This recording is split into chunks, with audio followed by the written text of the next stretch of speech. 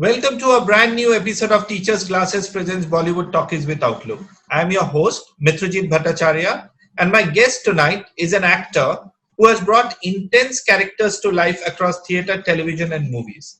Recipient of multiple awards, known for his path-breaking roles in Hazaro Khwaishein Aisi, Sarkar Life in a Metro, Gulal, Shaurya, Haider, The Ghazi Attack, and now in the super hit web series Special Ops, Kay Kay Menon. Welcome to Teachers Glasses presents Bollywood Talkies with Outlook. Thank you, Mr. Rajiv. Thank you so much. Congratulations on your portrayal of Himmat Singh in Special Ops. Do you think you finally got a role that did full justice to your potential? Big platform, big director, production house, and a role that had a screen time that would be the length of an entire feature film. I don't analyze this as much as you do in life. Whatever is given to me on the plate, I choose from that, and I try and do as much justice as possible to that particular part. So I don't really think I'm not able to answer that question because that's something that is beyond acting, which I don't know. So I can't analyze that in that form as to how much I've been offered and what justice has been done, etc., etc. On the other hand, I try and do justice to everything that I'm doing. That's my whole attempt. Did you know Special Ops would become so big when you were cast and then filming it? And how did you get to know you were a part of the series? I'm not a foreseer. I can't see things beyond what is given. So I have no idea about success or failure of any project of mine. So I have no idea of that. You just sincerely do it, and you hope the audiences like it, and it's allowed to release very well. That's a very important thing. So these are a few aspects. And secondly, as far as Special Ops goes, Neeraj called me one day. We know Neeraj and Sheetal I know for eons now.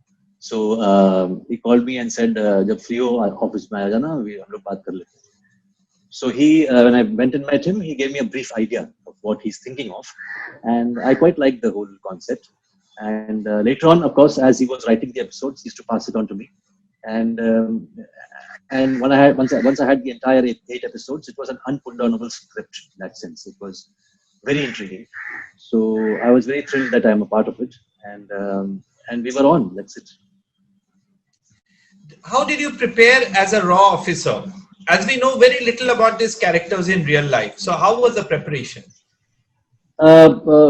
This is a slightly longish answer. Okay. It's just that I normally, I've often said this, I don't perform roles. I perform people. Right. So there's a whole lot of difference there. So it could be a raw officer, it could be a cop, it could be a professor, it could be a lawyer. These are all roles. And I don't perform them because they are, the number of roles available are limited. It might be about 2,500 or 3,000, I don't know.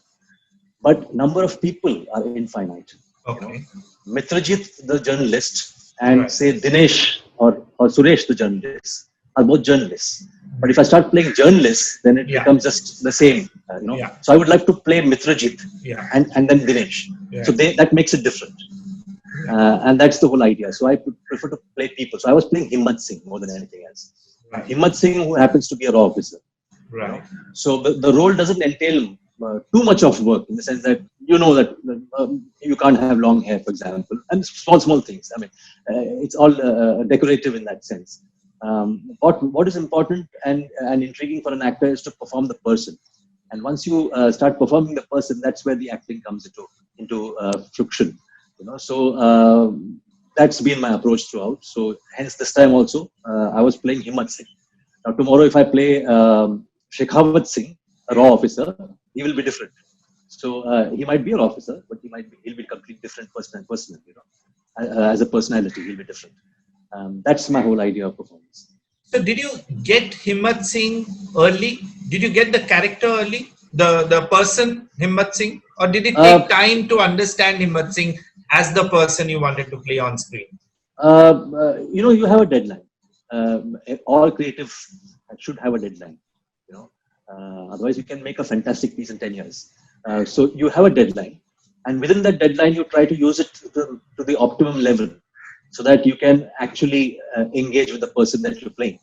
And that's what I did. So there is no quickly or later. you still keep discovering while you're shooting as well. So Right. it's a continuous process. So that's how it is. So there's no, I can't really put it in a compartment saying that I quickly got this character or I didn't get this character, etc., etc. It takes its time. So and the process is slightly sometimes for people boring, because you've got to read and reread the text, you know, and what is in the text is what you'll get, because Right. that people sometimes forget. They go out of the text to say player or officer. You know, Right. that's not the point. The point is the Right. text will give you that person, and you need to read it number of times and also discuss it with your director and your writer, and then you will get an idea of what you do as a person, because that himmat singh has to come from within you. Otherwise it will become fake acting. So all acting for me is internal. You might play an extroverted character, but that too is an internal process. So there's nothing called external acting. So you need to bring it out from within, and for that you need to revisit the text a number of times. You know, not as a studious guy and serious guy, but just be with it for quite some time, and discuss it. You know, things with your writer and the director. But a well-written script always helps, right? Always. I mean, it's absolutely. It's a well prepared pitch. All you've got need to go and hit it. Right. So yeah. So always. And, No. and I think this writing of Neeraj, any which way Neeraj is known for extraordinary writing. So he writes very well. He brings out humor in the most unexpected quarters. So he has that knack, and that brings a smile to you when you're reading itself. You know? At the same time, it's your responsibility not to overdo it, Right. you know, and things like that. So the actor needs to know how to also, you know, economize on his performance. Right. The series was shot in exotic foreign locales of Amman, Aqaba, Baku, Istanbul, and you traveled to none. Did Yeah. you complain to Neeraj that you were stuck to Bombay and Delhi? Not really. I would rather go to these places when I'm on a holiday, because even if I was there, I would be still thinking and working. You know, so half your time and most of your time goes in that, and it's not a pleasure trip. Like, it's not a multi-starrer commercial, you know, mainstream movie in which you can do some ayashi. You know, there are constraints here as well. So you've got to work within those constraints. So even there, I don't think the actors, they were working. I mean, the director, the actor, they all working. It's just that it's a different location, but you would rather go there as a vacation rather than work. But Let's it's go. fun. It's fun. Let's go back a bit. You did graduation in physics, followed by an MBA, and then joined theatre with the Motley Group after a brief sojourn in advertising. Talk about the early days and how you joined theatre. Yeah, I'm an educated person in that sense, you know, and education can never fail you. I mean, it will always help you in life. So I think if you read well, and if you understand concepts, and if you have not just information, because people think that information is knowledge. It's not. It's just a way to get knowledge.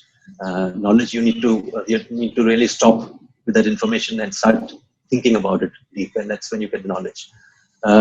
So these things are something that I've been doing, and it's kind of helped me everywhere in life, in every aspect of life. Number two is the fact that, of course, right from when you are actually very young, you're still searching for your, I would call it in Hindi, swadharm. You're trying to search for that particular thing that you're good at. And I seriously believe that every human being on this earth is bestowed and blessed with at least one or two skills, you know. And if he or she identifies those skills early in life, then you'll find, as you say, in the gati in that particular field, because you're already bestowed with it. For example, people can just sing. Some people can just sing, and some people can't. So that is the difference, you know. So you have been already given that singing skills. It's necessary for you to identify that very early in life. And I was pursuing education, MBA. I did my advertising also. All through, I was, you know, even as an extracurricular activity, I used to do my theatre and things like that. And that used to give me a sense of ease and freedom when I'm doing it. The rest of them felt a bit laborious, you know, in the sense that advertising felt laborious. I had to really think about how to be creative and all that stuff. And very early in life, I realized that this is perhaps not what I'm supposed to do. This might be a desire.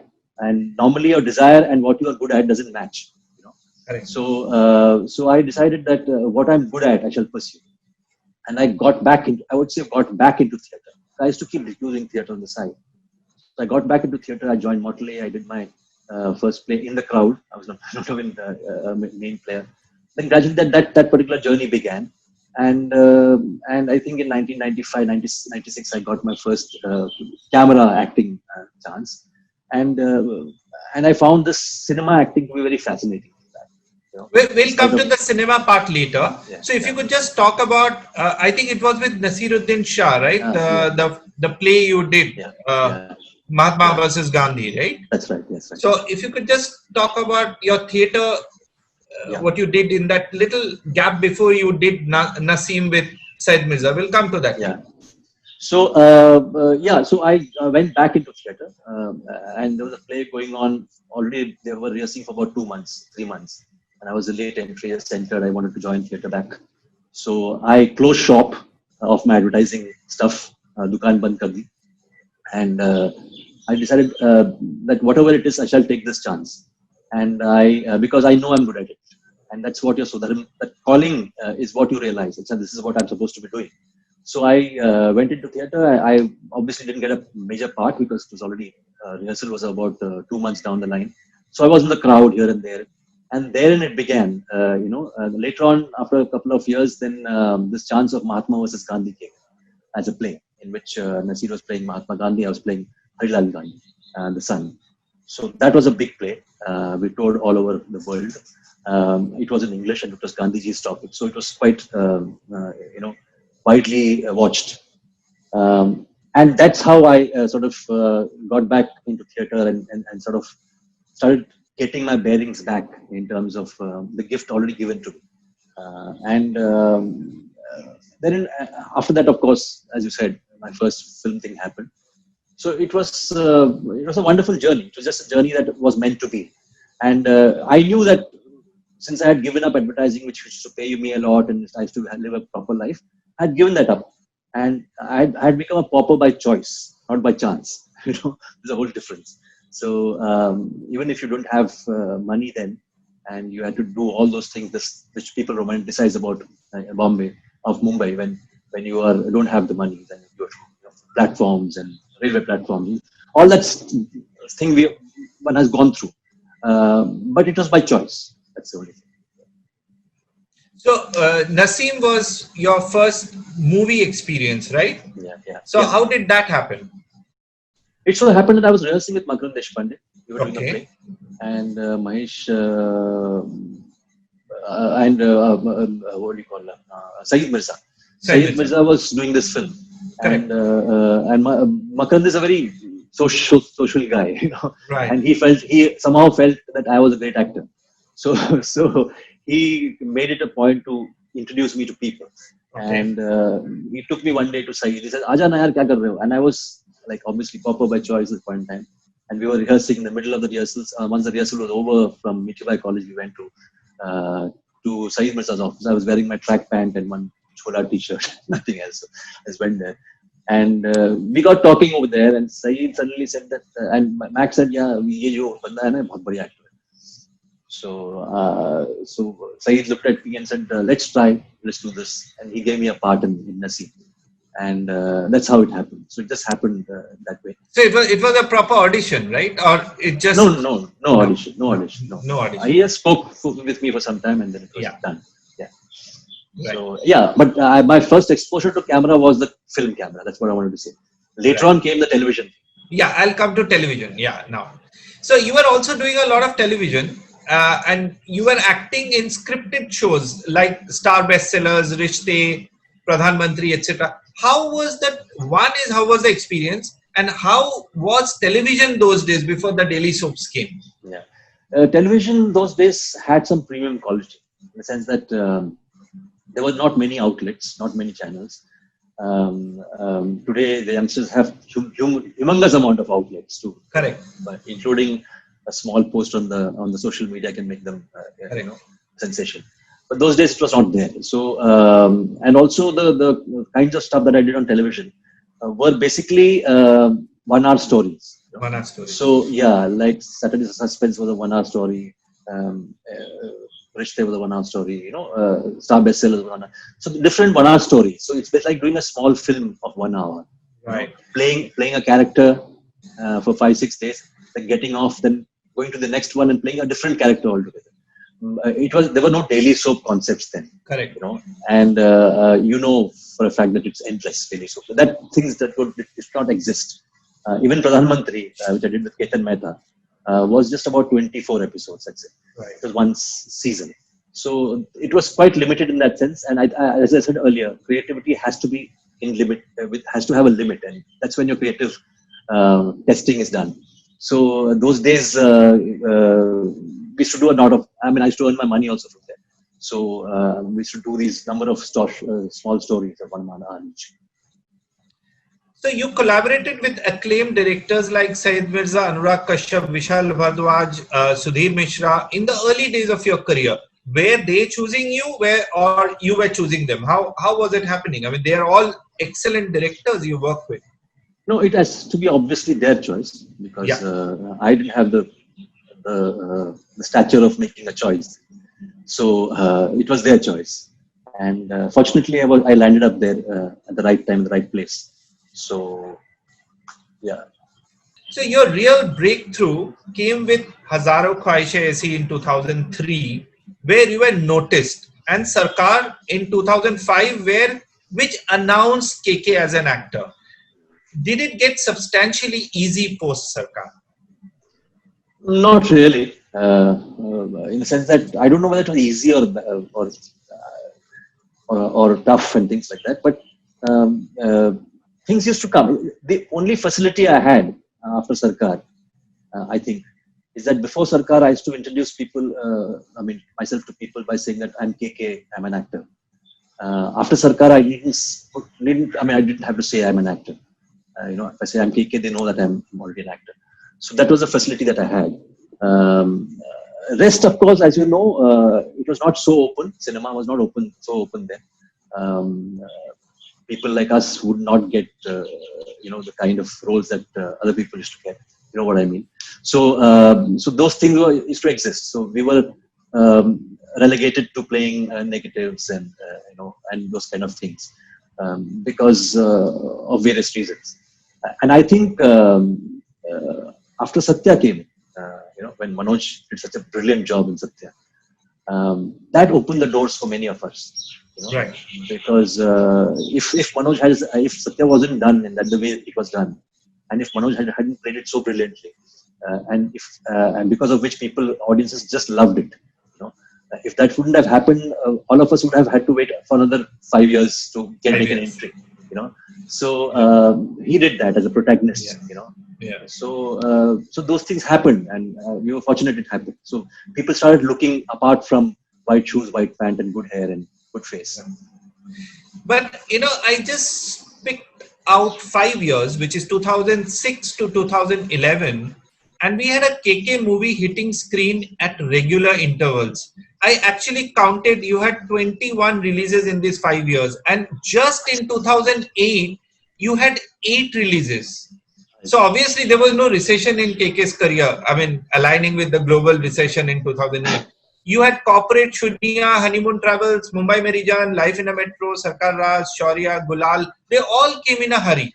So explain that phase of your career. Though I know you said about Manoj and Riku Matre opening up doors, but you were extremely busy in this period of 2006 to 2011. I was busy. It's just that if you notice all those films, right. They weren't very big releases. Right. Now therein lies barring the point. Few. Some of them were pretty okay. Barring few, I mean. Corporate was okay. But it had a very big name. Even Honeymoon Travels was a reasonable release. Yeah, reasonable. Yeah. You still had a big name behind it. Excel was there. So I'm saying that the non-big names, for example, didn't have that many releases. Right. So the point is that these are films that you've done, but you would be surprised that people are seeing it today, not then. That's the whole point. Now people are, in today's time, I get messages from young cinema lovers saying that I think you have potential. I think you'll go a long way and all that stuff because Right. they've not seen the other work, so they've seen it now. Right. So I don't want to get there, but you know Right. exactly what I'm saying. So Yeah. the distribution and the exhibition of these films are not Up up to to the mark. mark because of various other reasons. But the performances and the films were good, but it didn't get those kind of releases. Right.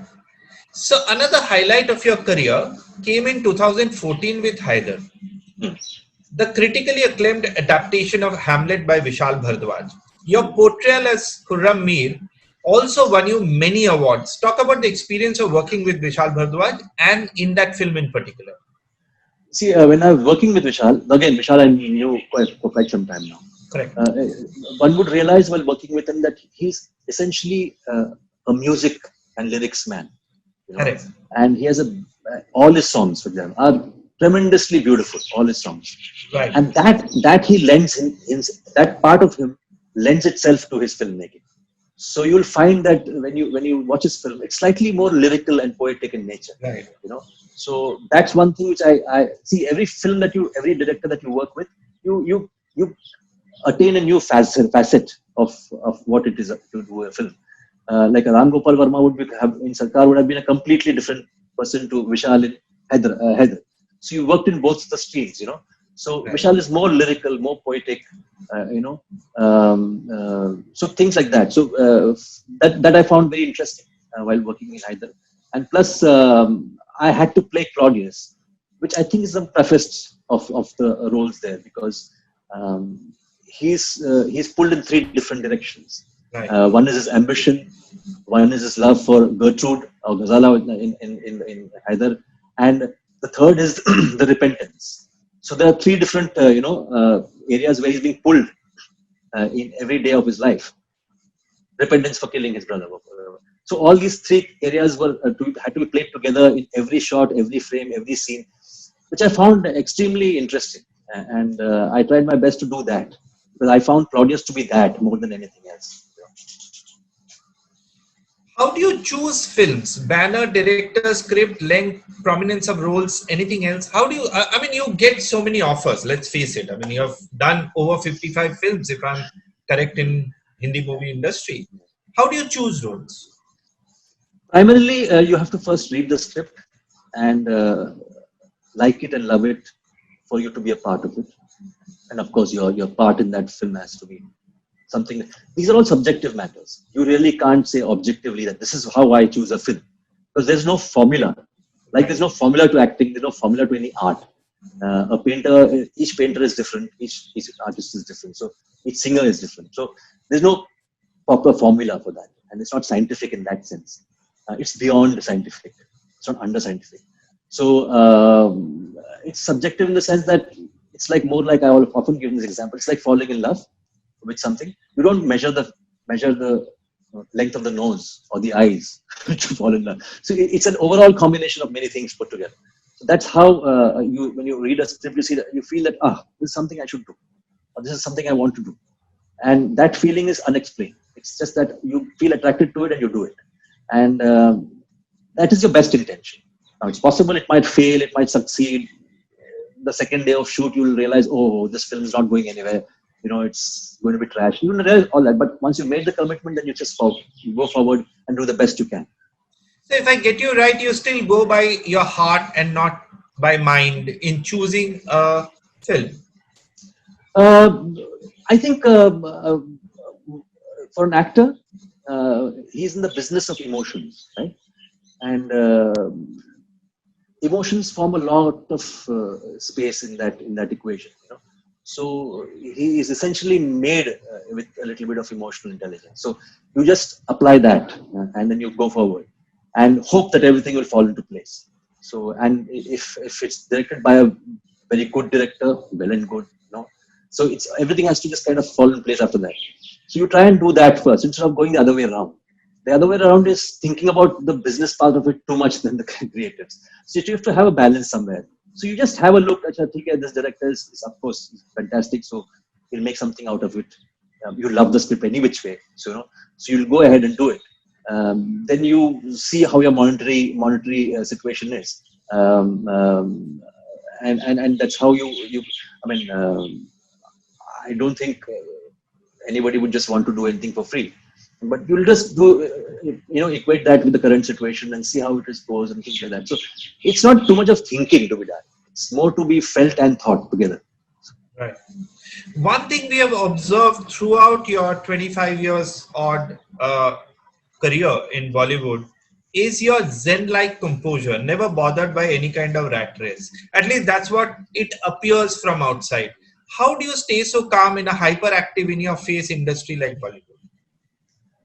The point is that if you're a rat, then you will do the rat race. Right. That's the whole point. So I don't consider myself to be a rat. I don't think that I'm made that way. And if I try to do something else, I would not be me. So it becomes very difficult for me to fit into a it's like fitting into a square hole when you're not a square. So that kind of a thing. So it's just that each one has to be what he is or she is, and it'll hold you in good stead, because I don't think primarily any human being is really bad. You know, they have been conditioned to be bad, for example. So I think that's how you look at it. And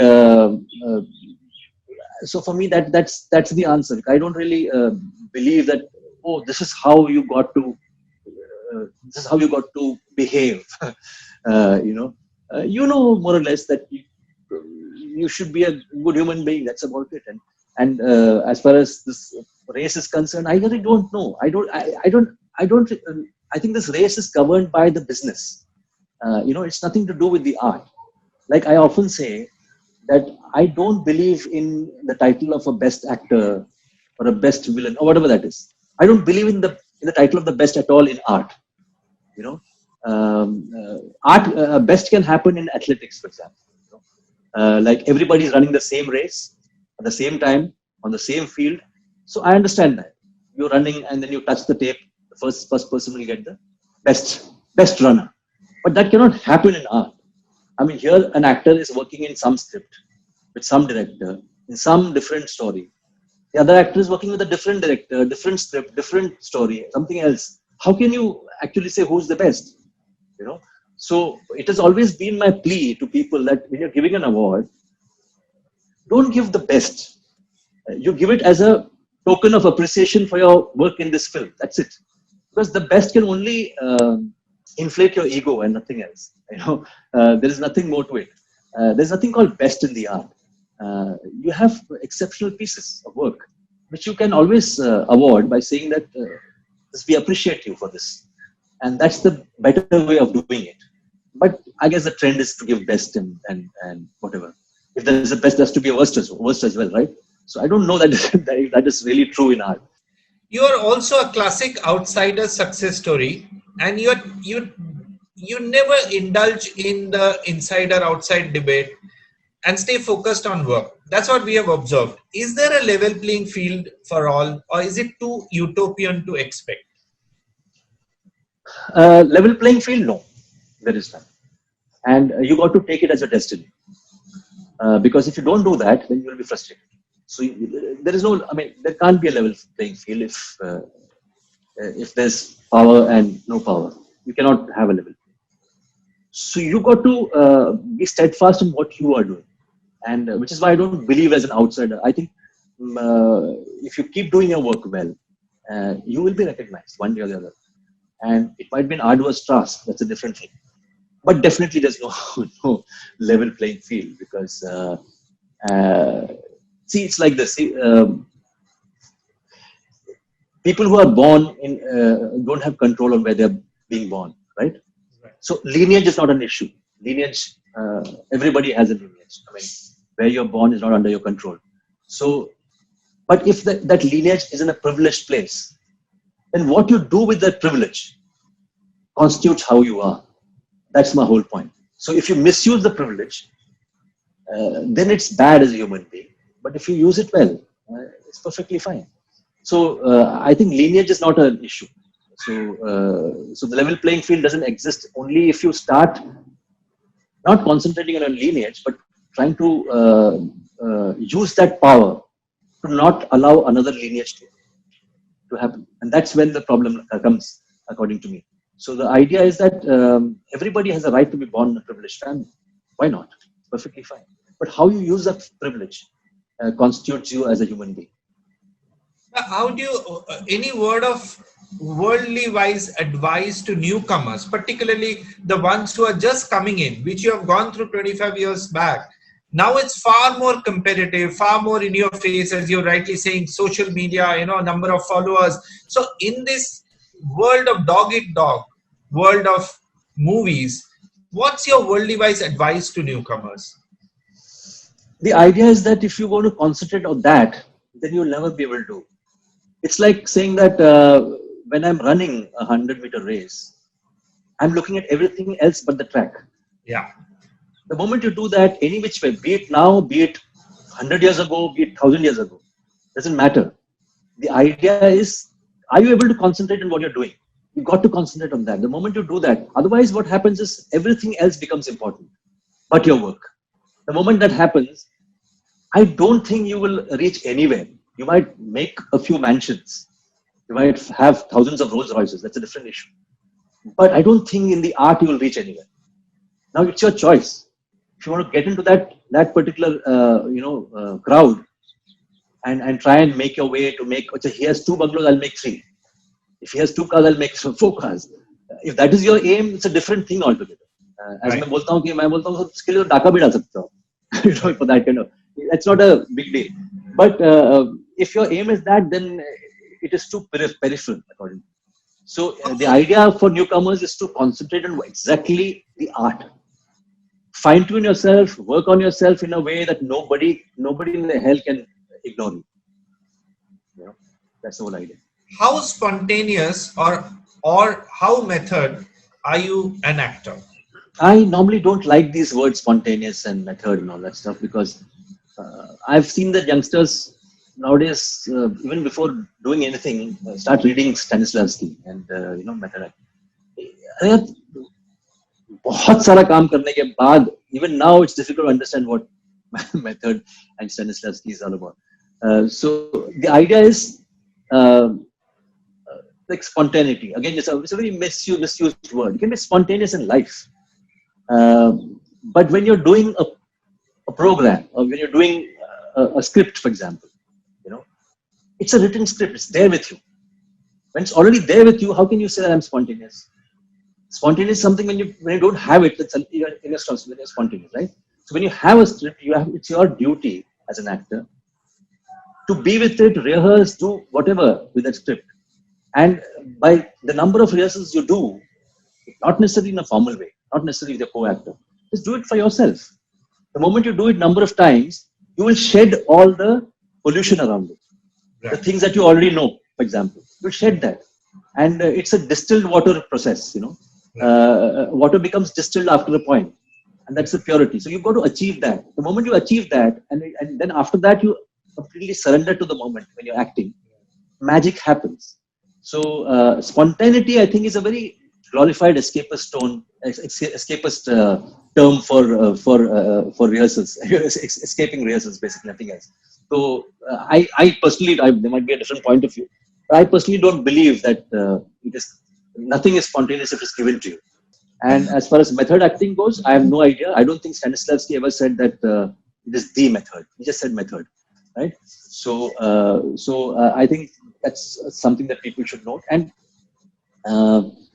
try and find yourself and your abilities as an actor and hone them. So that's the only thing.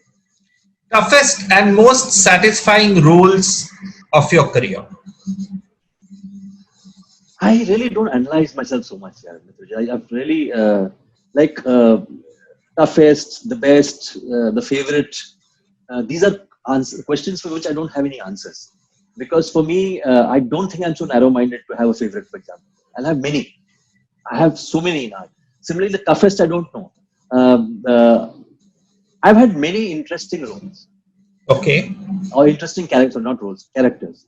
I've done many interesting roles. I'm talking of interest in terms of while doing it. Right. What happens to it is not my concern. But when I'm doing it, I've felt it to be very interesting. That's my take. So for me, I've done a number of interesting stuff. So can you name a few which are close to your heart? I don't know. There must be, amongst the 55, 60 that I've done, there must be about 14, 15, which has a great shelf life, which might live for posterity, which might live posthumously. And that should be the aim of an artist, that your work should outlive you.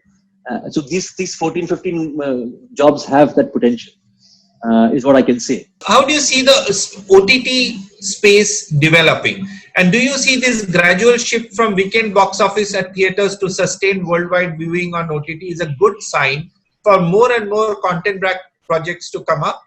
And will it help in changing audience taste in cinema in the long run?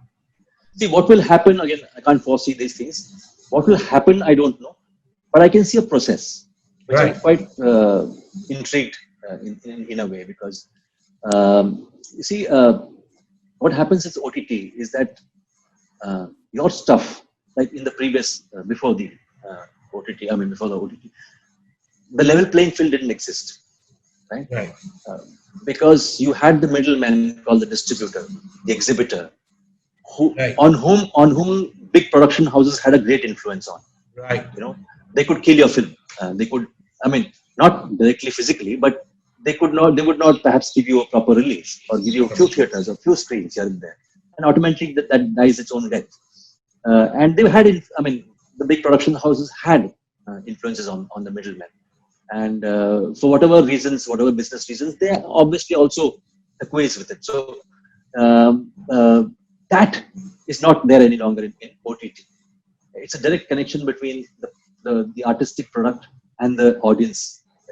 There's no middleman in between. So like the middleman, even the critics, for example, don't really matter as far as OTT platforms are concerned. They can't influence anybody, because what happens is that in the previous times, you have to get out of your house with your family, go to a theater, watch a movie, spend on popcorn, and on that money you can buy an entire year's subscription today on OTT. So it's an effort. So what you do is you will try and check out second opinion, third opinion before you go, right? To the theater. So therein comes a critic who might not like you or whatever. They'll just trash your film or praise your film depending on whatever their intelligence is. So they will do that, and then you will seek that and say, okay, fine, I think I'll skip this movie. But now, for that amount of money, you're getting 1,000 films to watch. So whatever anybody says, you will just push one button and you will watch the movie.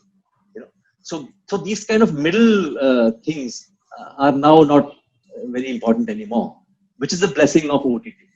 Now, what will happen later on, I don't know. But I know for a fact that the audiences today are getting a taste of good stuff, not the packaged deals or the packages, the beautiful packages that you have, spending crores of money on PR, etc., etc. They can now see through it. I hope so. I don't know. And once that happens, there will obviously have to be some change when the theaters open, and I'm sure they will make that effort to watch good cinema more and know that it was good for health. It saved you from COVID, in these days by watching OTT. So it's a good thing. So I think if the audiences sort of patronize good cinema, then more good cinema can be made. But if they start patronizing some amalgamation of items, then more of that will be made. So because it doesn't make business sense to have a film if it doesn't run, right? Right. So and who makes the films run? The audiences do. So it's up to the audience entirely. So I have a feeling that today audiences, because of the lockdown and things like that, are exposed more to some stuff which they never thought, in India they would actually go to the theater and watch.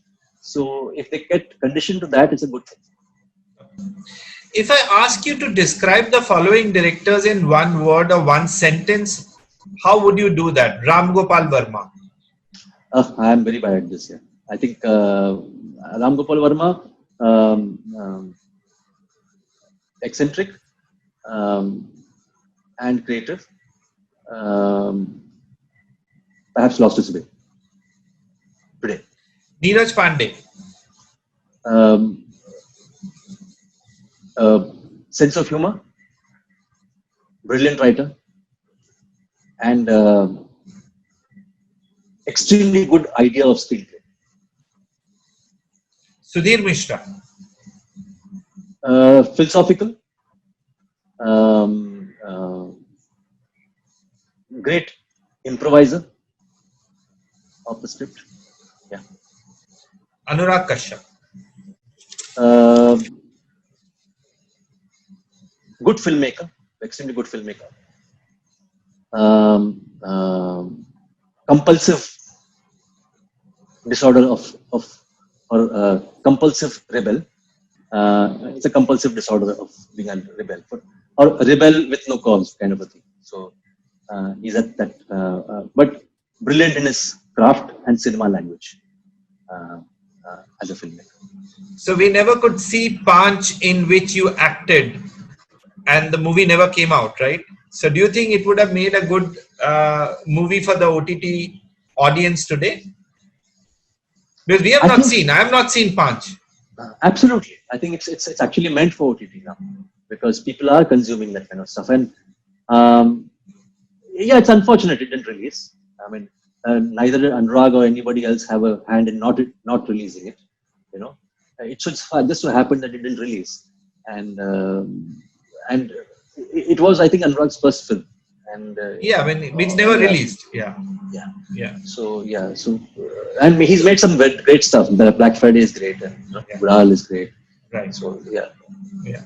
Any underrated actor in the Hindi movie industry whose work you really enjoy? यार मैं underrate किसी को करता ही नहीं. Nay, in the sense, one who's really not So seen many too of them. much, but you really like his work every time he comes on screen. There are so many. I mean, there are my contemporaries, for example. You know, all of them. Be it Manoj, be it Vijay Raj, be it Adil, be it of course Irfan. You know, so there are so many of them, and you know, even the today's breed is fantastic. Rajkumar Rao and everybody, the entire gang, they are fantastic. I mean, I think a lot of them. And in the older times, you had Balraj Sahani, you had Motilal, you had so many of them who were brilliant. So I think the list actually is endless. The reason why I don't take names is because I might miss out on somebody, and that is not fair to that person. You know, Right. because I'm not, I don't have that kind of a statistical memory.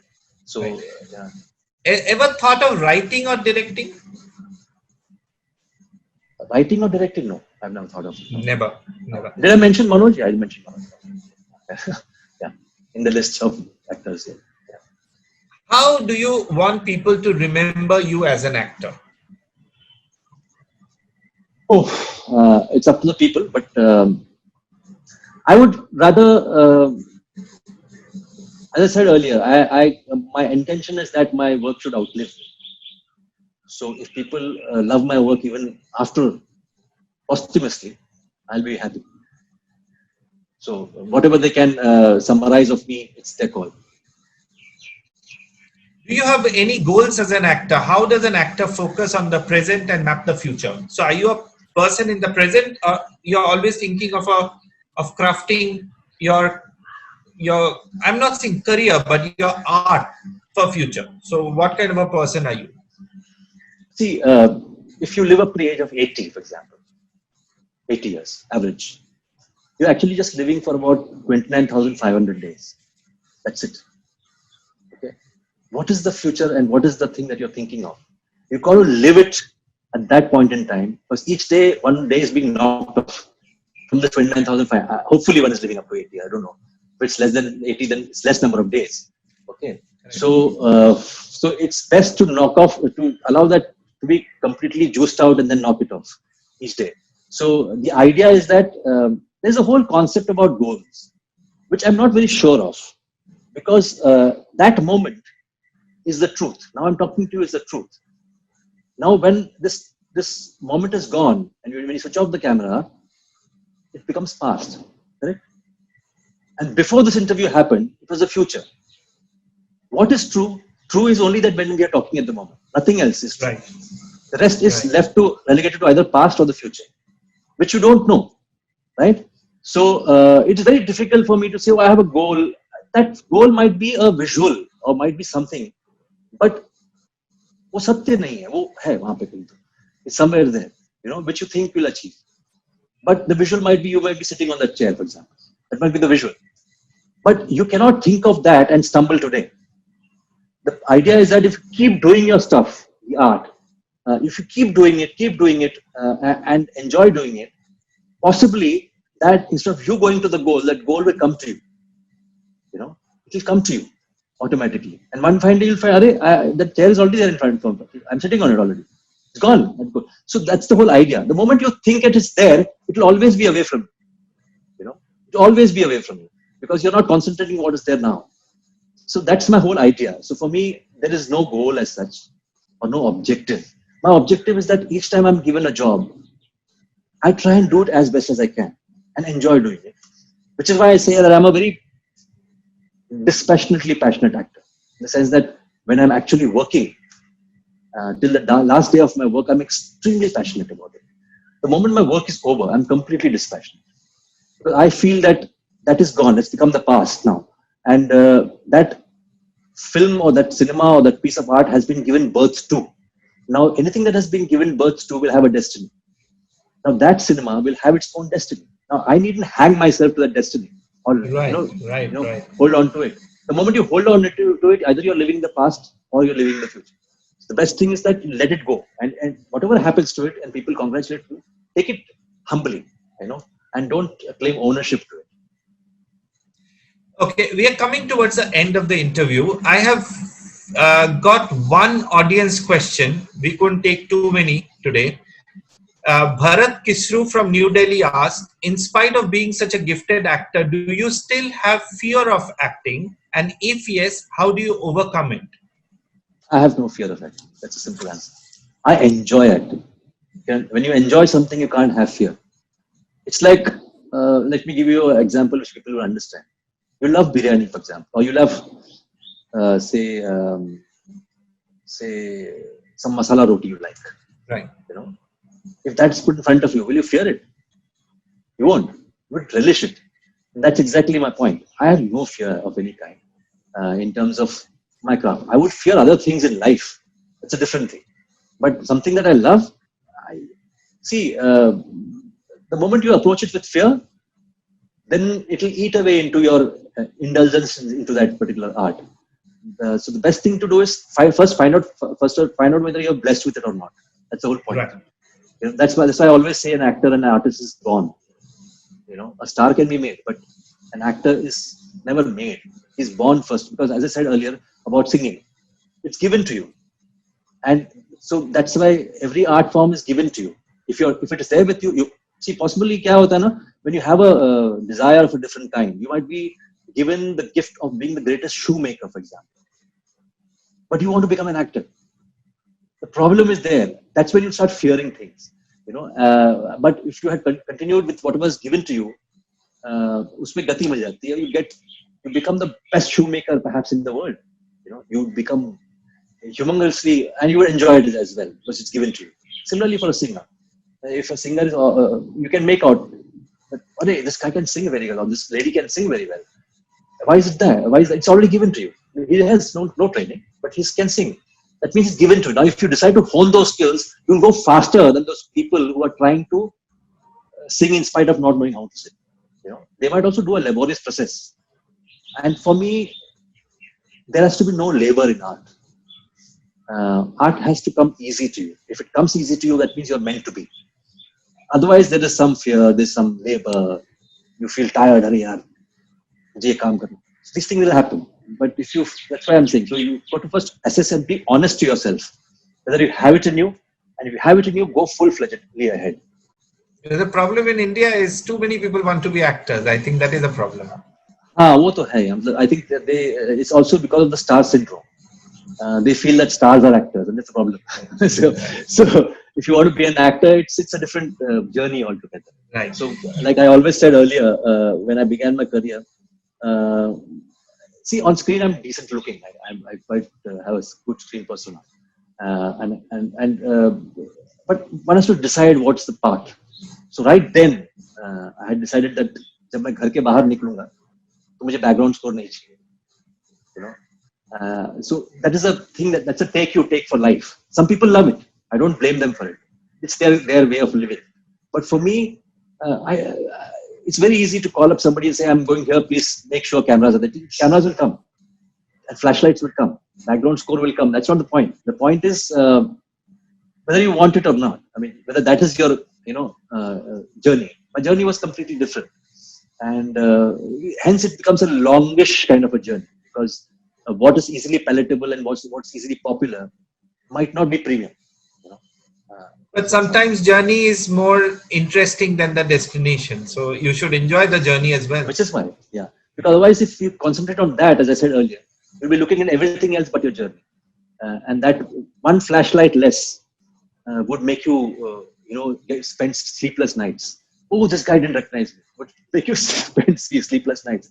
So that's the whole point. So if you were to continue with your art, it's possible that the right kind of people will recognize you, right kind of people will appreciate it. Just last 4 one-word answers. Favorite movie? Mitrajit, I have about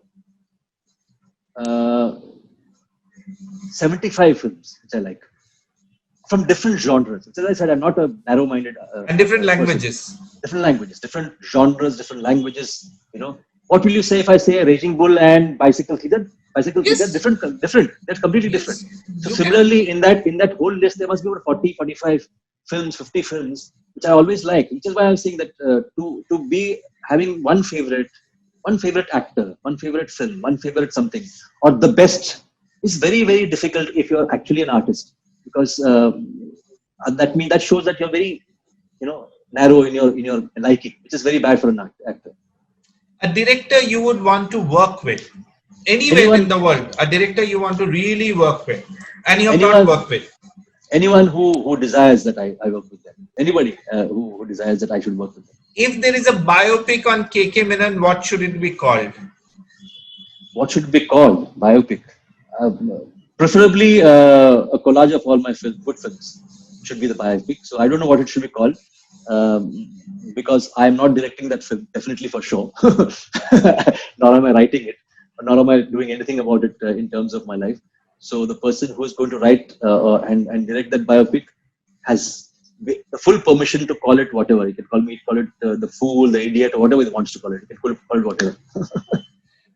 Year 2020 is ... 2020 is actually a pause in many ways in life, in the physical sense. A pause in the physical sense. But in the non-physical sense, it remains the same. In the sense that your thoughts, your ideas, everything keeps flowing.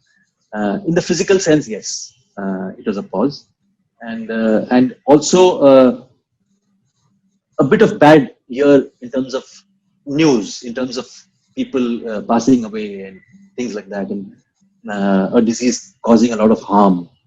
These are all issues which have been there. So it would be a year which you can tick in your calendar and saying that this was one year which was not there really. It was something that was not very, very pleasant.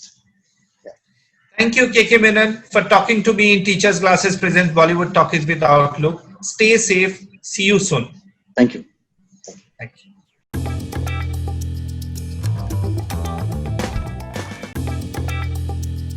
I don't perform roles. I perform people. Right. So there's a whole lot of difference there. So it could be an officer, it could be a cop, it could be a professor, it could be a lawyer. These are all roles, and I don't perform them because they are the number of roles available are limited. It might be about 2,500 or 3,000. I don't know, but number of people are infinite. Okay. Mitrajit, the journalist, and say Dinesh or Suresh, the journalist, are both journalists. But if I start playing journalists, then it becomes just the same. So I would like to play Mitrajit and then Dinesh. So that makes it different. And that's the whole idea. So I prefer to play people. So I was playing Himmat Singh more than anything else. Himmat Singh, who happens to be a law officer.